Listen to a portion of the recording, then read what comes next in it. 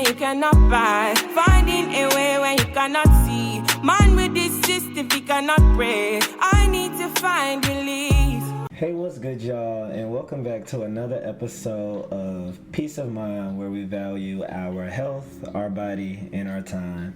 And honestly, this episode is not meant to be that long at all. I'm actually at work right now, so I'm recording this in the middle of the day, June 18th, 2024 at 1:46 p.m. and I was doing one of my Bible plans one day with two of my friends, Joel and Christelle, and one of the days was evaluate the why behind your commitments. And it kind of like sparked a interesting thought, kind of like in my mind, in my head, of like, wow, like why am I doing what I'm doing? Like, what is the real reason? Like, once you actually have a deep thought behind it. So this is really me just expressing why I do what I do with kind of like my specific commitments. And that honestly is not meant to say that everything that I do is healthy. I'm probably like working on some of those things, and that's another reason why I'm communicating that as well, because I think that outside looking in, a lot of people think that my life is so like majestic or amazing or like glorified, and in some aspects it's cool, but in then other aspects it's definitely not at all, and my brain is on like different thought processes. So without a further ado, I put this kind of like in a STAR method, a STAR framework, if you know what that is. If you don't, it stands for situation, task, action, result. And it's a way to keep you on track, because I like to ramble, aka I'm a podcaster and communicator. But the S, which is the situation, is to really just stop, evaluate your commitments and why you're truly doing them in your life. And also to realize how much time you're taking up by committing to those specific activities or events, and seeing if that's something that you really want to do while you're doing it, getting into the deep psychology of things. So that's the situation here. What I recommend you doing is kind of like what I did. There will never be a one-size-fit-all, but I think you should create a list of your lifestyle, what your current state lifestyle is, and like your future ideal state lifestyle, and write down everything you do and why you're doing those things, or why you initially agreed or signed up to do those things, and then decide if you want to continue doing those things. Is that something that you can stop, should stop, why you started in the first place? So without a further ado, let's get into the A, which is the actions, which are the things that I'm doing and my specific commitments. So the first thing that I would say, I had to close my door, apologies, is I try to wake up at 7 a.m. That has not been working the best, because I do not go to bed on time / early. Like, you know how when we were in like middle school, high school, we would not want a bedtime. I wish I had a bedtime that I stuck to nowadays, and I kept it, honestly, because I be tired when I wake up in the morning. But my goal is to wake up at 7 a.m. and I follow the 8-hour policy rule. If you know, they say that it's good to get at least 8 hours of sleep. So 7 minus 8 means I should be in bed by 11 p.m. I am not in bed by 11 p.m. and I'll get into the reason why, because of some of my other commitments. But I usually don't go to sleep until 1 a.m. But I have an alarm set at 7 a.m. And a good thing that I would know is I move my charger and my phone to be on the opposite side of my bed with my alarm. So I actually have to get up out of my bed to turn off my alarm, but I can still hear it. And it kind of helps with me like getting up or staying up, or not falling back asleep. Sometimes I still have, because I will run back in my bed directly after, but other times I have getting up. So I've noticed an overall increase in growth, which is the good thing. If I stop going to bed at 1 a.m., I'm like 99% sure that I will be fine. So stay tuned on that. I probably will make a part 2 at some point in my life when I feel like it's pretty resonating. So stay up to date. And let me know if you have any like questions or thoughts or any better strategies or tactics that I could use to make sure that I stay up. But I'm pretty sure the biggest thing is going to bed at a reasonable time. So the next commitment I have is going to the gym. Why I go to the gym is honestly to get bigger. I feel pretty insecure about my body frame and weight, especially with turning 24.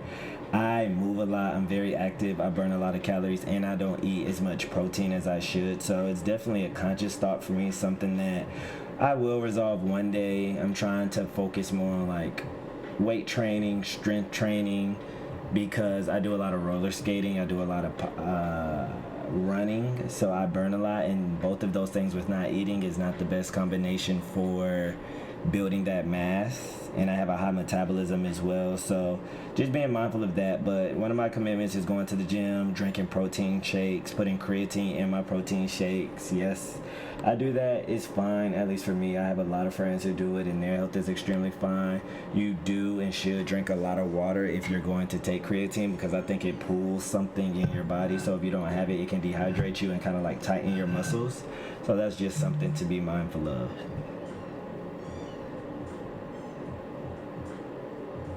Now also, it's good for your health to just work out, and it doesn't have to necessarily be strength training, but just like moving, staying moving, keeping your muscles going. And I heard it's really good for like the psychology part of like your brain as well. So whether that's you doing strength training, doing the Stairmaster, the gym, definitely like get up, get active.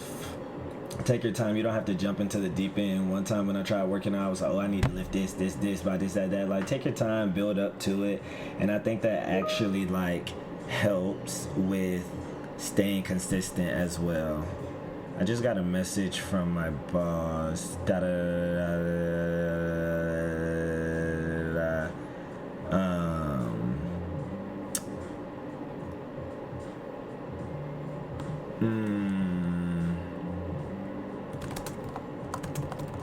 One second, everybody. The case is,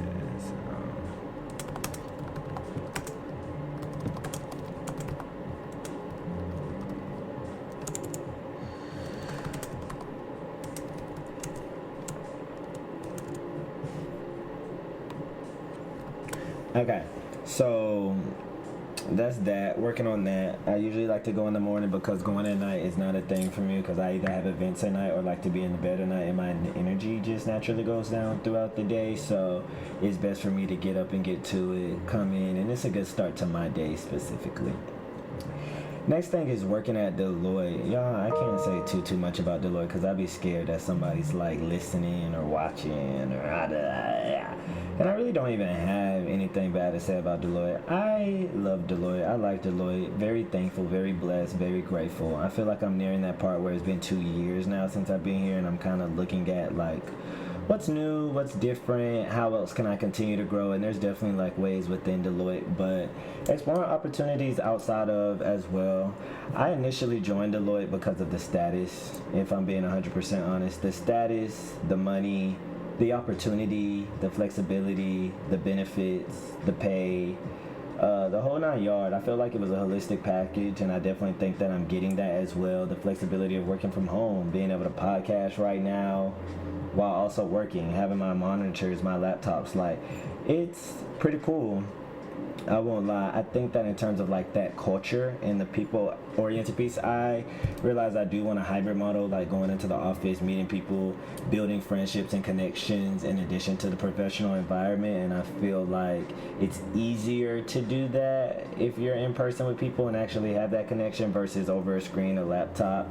And I think that one of the cultures, at least that I've noticed at Deloitte, in my opinion, is that people don't typically turn their cameras on for internal meetings, just to like, I really don't know what the reasoning behind that is. Some say bandwidth, it helps with like internet speed, and we're jumping from meetings to meetings, and other just being comfortable in what they have going on. But I also wish we lived in an environment where you could be comfortable wearing your hoodie or your t-shirt and not feeling like you have to dress up all the time, because that's what a majority of people have on anyway.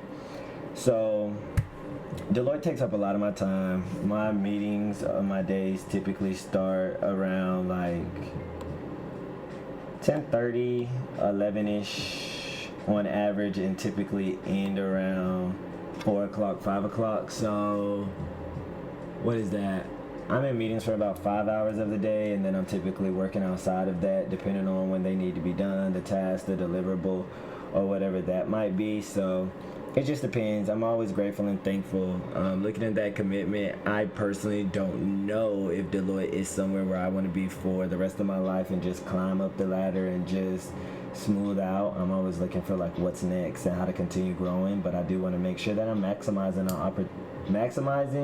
and optimizing my time here as well, and not just always trying to check a box, right? I think that takes a conscious effort because it's natural for humans to do that, but I want to make sure that I'm not just doing that and I'm actually like getting the best bang out of my buck, and also being able to provide and serve to like my client projects and affirm initiatives that I'm on as well. So there's that. Next, roller skating. Why I roller skate? I roller skate honestly for relief. It's a very therapeutic action for me. I feel like it really helps relieve my anxiety, my stress. Every time I roller skate, I feel like I'm the only person on the planet, in the world. Things that I'm thinking about outside of roller skating goes away instantly. I love my friends who I roller skate with because I feel like we kind of share that sentiment and expression, so that's pretty cool. That's pretty dope. I love that so much. I usually roller skate Wednesdays, Thursdays, Fridays, and Sundays, so 4 days a week. I do not like giving up my roller skating time for anyone. So that's another thing. That's probably not the healthiest thing, setting those boundaries. And it's like, yes, if that's something that I like doing, I should do. I agree. But on the flip side, I think that everything is balance and discernment in life. So like, not so much to a point where I feel like I'm neglecting like my friends or my other responsibilities or hanging out with other loved ones as well. So I have to be mindful of that. Something you love so much, too much of it, I feel like can still be not the healthiest. So yeah, that's roller skating. I just bought some new wheels. I recently bought some new skates. I'm still upgrading my skates. My skates probably valued around $1,000, which is crazy. It's a whole brand. I gotta like still paint and design them, so that takes time. I have to come up with that design. My friend Joelle that I mentioned earlier in the podcast is probably going to do that for me when I stop playing and give her my skates for a little while. So I really love roller skating 3 to 4 times a week. I have a iffy inclination of teaching people how to roller skate. I don't mind, but I don't want us to be in a space where you're nervous to like hold yourself back. You know what I mean? Like if you're ready to like learn, let's learn. If you're still in that mindset of I'm scared to fall or I don't want to fall or I'm not going to fall, then I'm probably not the best teacher. I have certain like teaching methods. I'm very much like, let's try it. If we fail, let's get up and do it again type of thing. So that is my perspective on that. I love roller skating. Next thing that I would say is podcasting. I'm podcasting now. Podcasting allows me to really like self-reflect a lot and learn so much about myself, what I'm going through, what I'm thinking, speak my thoughts out loud, because as y'all all probably know, saying something in your head or thinking something versus like saying it out loud gives two different energies or two different thought processes. It's like, oh, I didn't think about it like that. So it helps me like grow, honestly, and like, in my opinion, increase my intellectualness of like what I'm thinking and how I like warp my head around what I'm doing in my life. So it's definitely something I want to continue doing, and I kind of look at it in terms of like mentorship and just providing thoughts and experiences or connectability as well, like to others who might be going through similar thoughts and issues. So I love mentorship, I love podcasting, and eventually I do want to turn it into a nonprofit organization. I want to serve as kind of like a mental health founder and director, and maybe even get my master's in like a psychology field, therapeutic field, or something like that. That way I'm actually like licensed and credentialed to provide professional advice, because all of this now, and I quote, is just my opinion, my personal experiences, and I like to keep it based on that. That way people don't come yelling at me and texting me and calling me and sliding up and saying that's wrong and correct. It necessarily can't be, because these are my opinions based off of my subjectivity and my experiences. So Yeah, definitely something that I do plan on doing in the future. Something that's near and dear to my heart personally and professionally within my family. Just mental health, me going to therapy a couple of different times. I think that therapy is one of the best things a person can do, talking to somebody who is an external third party so you don't burn out your friends and your family. So yeah. I don't know why I got this email because I filled out this form, but I will fill it out again. Moving on. Going to church is another one of my commitments that I have not necessarily done the best at. I'm kind of like finicky. I want to go to church. I do identify as a Christian. I do it to increase my spiritual health. And I actually am planning to get baptized this October. I think it's October 4th in Houston. I really just want to get baptized in Houston because that was a very pivotal time and moment in my life and my experiences, and it really just like helped me a lot, think through a lot, process a lot. The pastor is Dr. Cosby. He's very like modern but wise. At the same time, he has a magnificent balance, and he is honestly, in my opinion, the epitome of somebody who is doing what they were called to do in their destiny. He just flows so effortlessly in his assignment, and that's how I personally feel like I would know if I'm doing something similar. And comparisons can be the thief of joy, but doing something similar, like I can tell that he doesn't second think or second guess. Like his heart speaks when he's talking. It's not logical, it's emotional, and that is honestly just so inspiring to want to do something similar as I continue to get older and find my footing in place in the world as well. That balance of genuine, authentic joy and also purpose at the same time. So I do plan on getting baptized in October, and I still need to find me a church home that's not too far from the Gwinnett area. So if you are listening to this, you do know about some different areas, I would really love to hear it because I'm open-minded. Location is important for me. I don't want to drive too far on Sunday morning, so like really like 20 minutes ish, 30 minutes max drive wise, and then somebody who is really preaching like the word, but just has that awareness and balance of like the Bible and reality of what different individuals are facing at the same time. So I know that can be extremely difficult, and I'm looking forward to just expounding. I grew up as a Jehovah's Witness, so that was a fun fact about me for like 7, 8, 9 years or something like that. And it was cool for a minute, and then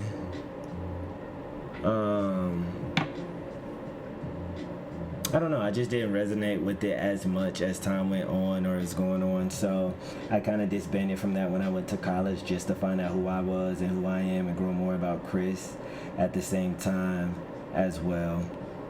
So there's that, going to church. I'm almost done, party people. My second to last thing is traveling.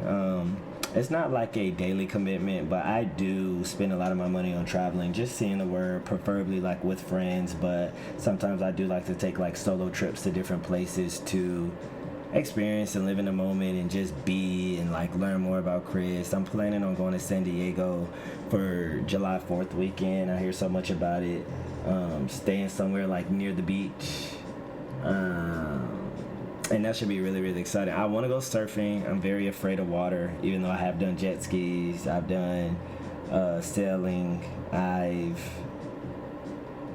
done whitewater rafting. I feel like I've had a negative experience, or maybe it's in my head with a lot of these different obstacles. I almost drowned a couple of times, but nonetheless, I want to travel, continue to travel, do some international travel. I just got back from Jamaica. Jamaica was pretty fun, pretty cool. The only thing I would say is like moving forward, I want to do like local resorts instead of inclusive resorts, because it really didn't feel like I was in Jamaica because it was so like constructed and modernized versus like the locality of what Jamaica is. And I went to Montego Bay. I had a great time with my friends. It was 19 of us, which was a lot. But it was a good time overall. I enjoyed it, and I'm very thankful and grateful and blessed to be able to like pay and travel for my experiences as well. So there's that. And then my other like social commitments, just hanging out with friends, laughter, enjoying life. It goes by so quick. The fact that I'm 24, about to be a quarter of a century, is insane. But I just want to make sure that it cut off, but what I was trying to say is what I just want to make sure that I do is when I look back on my life and I'm like 70, 80, I want to look back and be like, Chris, I'm proud of you for being yourself, being authentic, being genuine, living up to who you are as a person and what you felt, and also being willing to like learn and grow other people's perspective and not being stubborn and stuck in your own ways and being closed-minded, and just lived a life of fulfillment and passion and purpose. I know it can be difficult and hard and like that value exchange from so many different worldly perspectives and views, but I feel like as long as I'm living a life similar to that, then I can die peacefully and gracefully and thankfully. So yeah, not even to touch on it too much, but I think I said on a different podcast, I'm not really too afraid of like transitioning death or anything like that, as long as it's not like painful or nothing like that. I just want to make sure that while I'm here, I'm enjoying the best and being grateful and thankful for what I do have for these different opportunities. So that is me evaluating the why behind my commitments. I would love to hear the why behind your commitments and how they either connected or completely different. Maybe we thought about it differently. I put on my notes that my result was to live a genuine, authentic, and joyful life and to determine how my commitments can get me to my destiny and purpose, aka my end result. And then I said I also need to let go, and I'm learning to truly live my life for me. I think that sometimes I try to live my life in conjunctions with others, and that definitely can bring like disappointments sometimes, for sure, because expectations can lead to disappointments at times. But just learning and understanding how fast and quick life goes by. So I just want to make sure that I'm proud of me and that I'm truly doing what I believe and think to be right, but also being open-minded to listening and understanding. So hit me up if you ever want to talk about it. I'm always open. And yeah, without a further ado, thank you for tuning in to another episode of Peace of Mind, where you know we value our health, our body, and our time. Chris out. This is the peace that you cannot buy. Finding a way when you cannot see. Man with this system, he cannot pray.